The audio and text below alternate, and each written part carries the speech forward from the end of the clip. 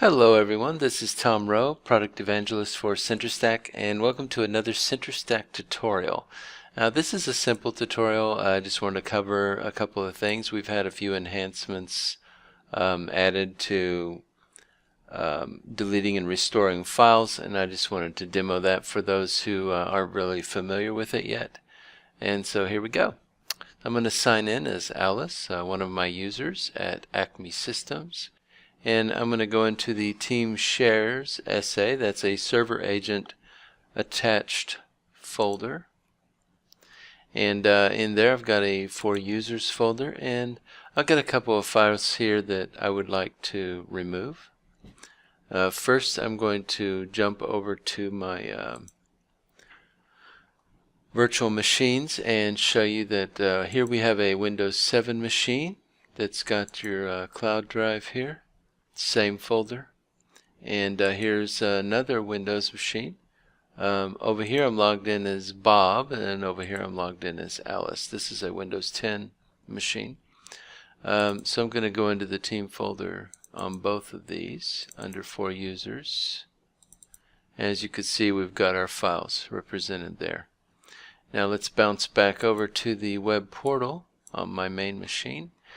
And I'm just going to select these. An enhancement that we've added also is the ability to use Control to select various items in the web portal.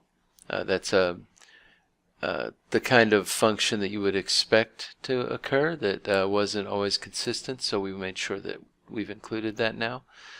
So if I select a few folders here, or a folder and a couple of files, and I hit cut, or I right click and say edit delete, I can remove these files. So I'm going to just use this delete instead. Are you sure you want to delete these? Yes. Okay, so they're gone. Now I'm going to bounce over to my virtual machine. And it might take a few seconds for this to update, but as soon as the user is active, generally the folder will update, or to update on its own, probably within 30 seconds or so. So we're maintaining some consistency there. So I'm going to go back to the web portal, and I'm going to right click, and I see that I now have this option, Revert all deleted files, under this folder. Okay. You can also show deleted files here, but you'll notice they've got a little line through them, so they're still deleted.